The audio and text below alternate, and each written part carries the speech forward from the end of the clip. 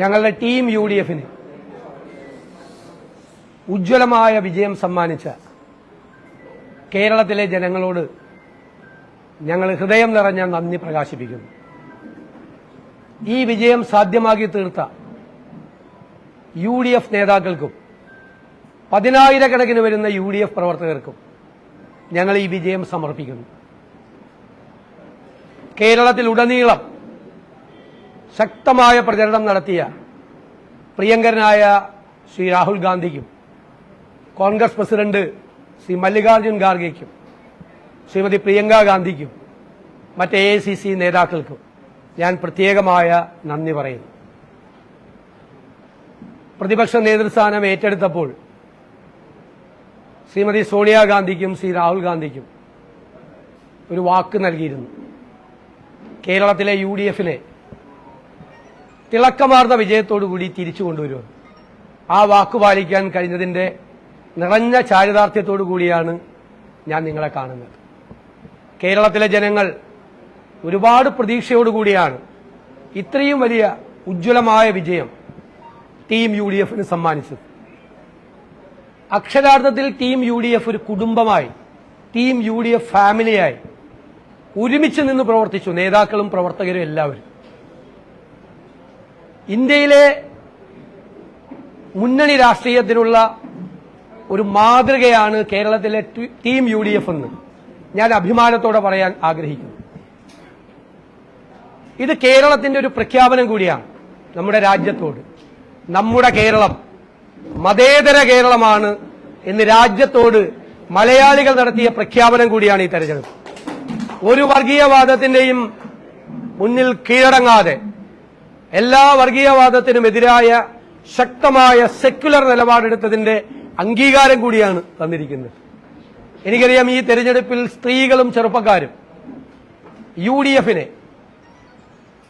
വലിയ രീതിയിൽ സഹായിച്ചിട്ടുണ്ട്.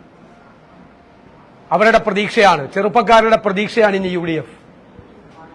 ഞങ്ങൾ പുതുയുഗ യാത്രയിൽ ജനങ്ങൾക്ക് കൊടുത്തൊരു വാക്കുണ്ട്.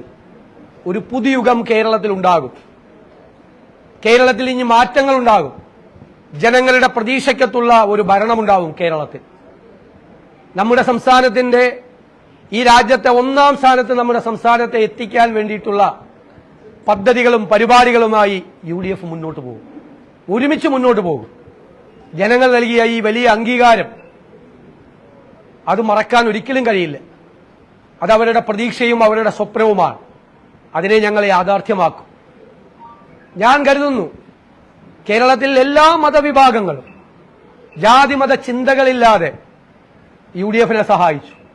കേരളത്തിലെ എല്ലാ പ്രദേശങ്ങളിൽ നിന്നും, നമ്മൾ മലബാറെന്നും കൊച്ചിയെന്നും തിരുവിതാംകൂറെന്നും ഒക്കെ ഇപ്പോഴും വേർതിരിച്ച് സാധാരണ പറയാറുള്ള ഈ കേരളത്തിലെ എല്ലാ പ്രദേശത്തും വലിയ വിജയമാണ് ഉണ്ടായത്. ജാതി മതത്തിന് അപ്പുറത്തായി, സ്ഥലങ്ങളുടെ പ്രത്യേകതയ്ക്ക് അപ്പുറമായി ഉള്ള വലിയ വിജയം, കേരളത്തിലെ എല്ലാ ജനങ്ങളും നൽകിയ വലിയ വിജയമാണ് UDFനുണ്ടായിരിക്കുന്നത്.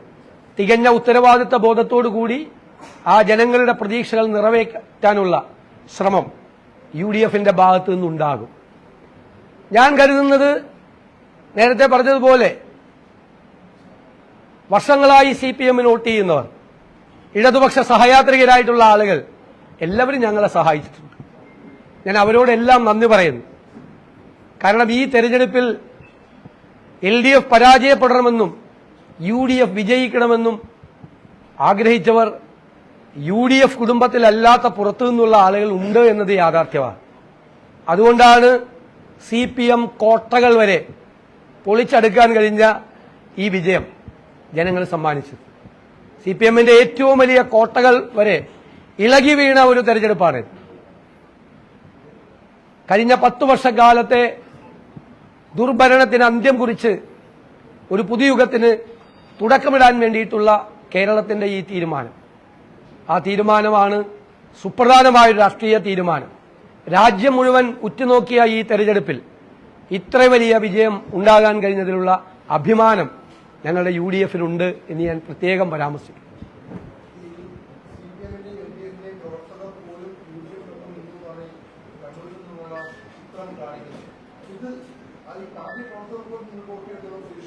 ഞാൻ പറഞ്ഞിരുന്നല്ലോ നേരത്തെ, പുതിയുഗ യാത്രയിൽ ഞങ്ങൾ ഞങ്ങളുടെ പ്രവർത്തകരോട് പറഞ്ഞത് നിങ്ങൾ കേട്ട് കാണുമല്ലോ. ഉത്തമരായ കമ്മ്യൂണിസ്റ്റുകാരെ കാണുമ്പോൾ ചിരിച്ചോളാൻ പറഞ്ഞു, ഇടതുപക്ഷ സഹയാത്രികരെ കാണുമ്പോൾ ചേർത്ത് പിടിച്ചോളാൻ പറഞ്ഞു. അപ്പൊ എല്ലാവരും ഇങ്ങനെ നോക്കിയിരുന്നപ്പോൾ പറഞ്ഞു അവര് നമുക്കാ വോട്ട് ചെയ്യാൻ പോണെന്ന്. Good communist. ഉത്തമ കമ്മ്യൂണിസ്റ്റ് ആണ്, ഉത്തമ കമ്മ്യൂണിസ്റ്റുകാർ. പിന്നെ ഇടതുപക്ഷ സഹയാത്രികരായി 3-4 പതിറ്റാണ്ടുകളായി കേരളത്തിൽ സഞ്ചരിച്ചവർ. ഞാൻ പറഞ്ഞല്ലോ അവര് തീവ്ര വലതുപക്ഷമാണ്, ഞങ്ങളാണ് നെഹ്റുവിയൻ ഇടതുപക്ഷം എന്ന് ഞങ്ങൾ കേരളത്തോട് പറഞ്ഞത്. ഞങ്ങൾ പറഞ്ഞത് ആ വാക്കുകളെല്ലാം ജനങ്ങൾ അംഗീകരിച്ചു. ഞങ്ങളുടെ വാക്കുകൾക്ക് വിശ്വാസ്യതയുണ്ടായി. ഞങ്ങളുടെ വാക്കുകളെ വിശ്വസിച്ചതിനുള്ള നന്ദി കൂടിയാണ് ഞാനിവിടെ പ്രകാശിപ്പിക്കുന്നത്. എല്ലാ വാക്കുകളും അവർ ഹൃദയത്തിലേക്ക് ഏറ്റെടുത്തു.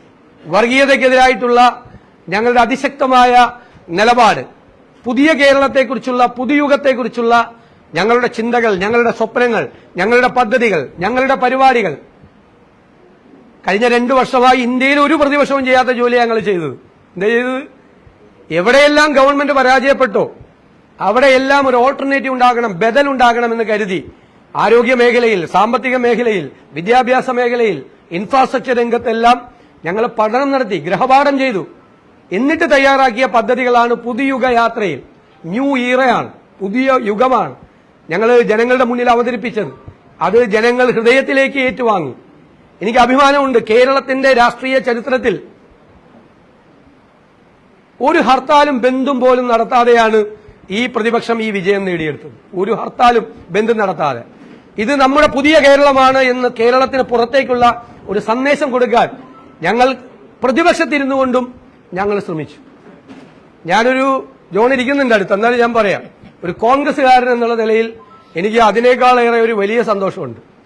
കേരള ചരിത്രത്തിൽ ഇന്ത്യൻ നാഷണൽ കോൺഗ്രസിന് നിയമസഭയിൽ ഏറ്റവും കൂടുതൽ സീറ്റുകൾ വാങ്ങിച്ചെടുത്ത തെരഞ്ഞെടുപ്പാണ്. ഏറ്റവും കൂടുതൽ സീറ്റുകൾ ചരിത്രത്തിൽ 62 ഉള്ളു. 2001